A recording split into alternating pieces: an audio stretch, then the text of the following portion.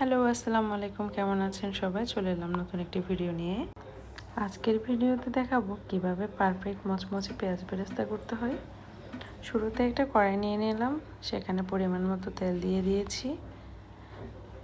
প্রথমে দিয়ে দিলাম 1 চামচ চিনি, এতে করে পেঁয়াজের কালারটা অনেক বেশি ভালো আসবে। আমি চিনির পরিমাণ একটু বাড়িয়ে দিয়েছি কারণ আমার পেঁয়াজের পরিমাণটা অনেক বেশি ছিল। চিনি ব্রাউন কালার না হওয়া পর্যন্ত নাড়তে থাকবো অনবরত। দেন চিনির কালার চলে আসলে পেঁয়াজটুকু ছেড়ে দেব। চিনির ক্যারামেলের কারণে পেঁয়াজের কালারটা অনেক বেশি ভালো আসবে। অনেকক্ষণ নাড়াচাড়া করার পরে পেঁয়াজ থেকে পানি বের হবে।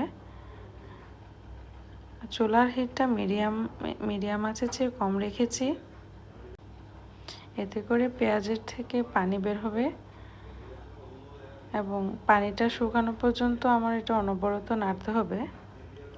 আমি যেভাবে করছি সেভাবে যদি করেন তাহলে পেঁয়াজ বেরেস্তাটা আপনি 1 মাসের উপর সংরক্ষণ করতে পারবেন। সংরক্ষণ করার উদ্দেশ্যে পেঁয়াজ বেরেস্তাটা রেডি করছি, যার কারণে আমার অনেকক্ষণ সময় লাগছে এটা ফ্রাই করতে। পেঁয়াজের গায়ের পানি সম্পূর্ণ শুকিয়ে ফেলতে হবে, যার কারণে পেঁয়াজ বেরেস্তাটা অনেক দিন পর্যন্ত মুচমুচে এবং ভালো থাকবে। তো অনেকক্ষণ নাড়াচাড়া করার পরে প্রায় আমার এটা করতে 25 থেকে 30 মিনিট পর্যন্ত সময় লেগেছে। এটা আস্তে আস্তে ভালোভাবে নাড়ার পরে দেখবেন হালকা ব্রাউন কালার হয়ে আসবে, তখন চুলার জালটা বাড়িয়ে দিতে হবে। ব্রাউন কালার না হওয়া অবধি এটা অনবরত নাড়তে হবে। এটার যে পানিটা শুকিয়ে নিয়েছি, যার কারণে পেঁয়াজ বেরেস্তাটা অনেকদিন পর্যন্ত সংরক্ষণ করা যাবে এবং মুচমুচে থাকবে। পেঁয়াজ বেরেস্তার সুন্দর একটি কালার চলে এসেছে, দেখতে পাচ্ছেন। এখন আমি জালটি কমিয়ে রাখবো, কারণ জাল বাড়ানো থাকলে পেঁয়াজ বেরেস্তা কালো হয়ে যেতে পারে। কালারটা সুন্দর রাখার জন্য আমি জালটা কমিয়ে দিলাম, তারপর আমি বন্ধ করে রাখলাম। এখন এটা তেলে রাখা যাবে না বেশিক্ষণ পর্যন্ত। একটা ছাঁকনি দিয়ে ছেঁকে আমি টিস্যু পেপারের উপর রাখলাম যেন তেলটা সোক করে ফেলে। দেখেন আমার পেঁয়াজ বেরেস্তার কালারটা কি সুন্দর এসেছে।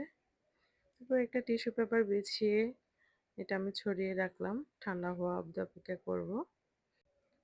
হয়ে গেল মুচমুচে পেঁয়াজ বেরেস্তা। এখন এটিকে একটি কাঁচের জারে সংরক্ষণ করব। কাঁচের জারে সংরক্ষণ করাতে পেঁয়াজ বেরেস্তা অনেকদিন পর্যন্ত ভালো থাকবে। যে কোনো রান্নাতে ইজিলি ইউজ করা যাবে এই পেঁয়াজ বেরেস্তা। এই টিপস ফলো করে পেঁয়াজ বেরেস্তা বানালে অনেকদিন পর্যন্ত রান্না ইউজ করতে পারবেন। পেঁয়াজ বেরেস্তা অনেকদিন পর্যন্ত ভালো থাকবে। তো গাইস, কেমন লেগেছে আমার ভিডিওটি? ভালো লেগে থাকলে like, comment, share and subscribe করে পাশে থাকবেন প্লিজ। আজ এই পর্যন্ত। ভালো থাকবেন সবাই। Bye bye, tata.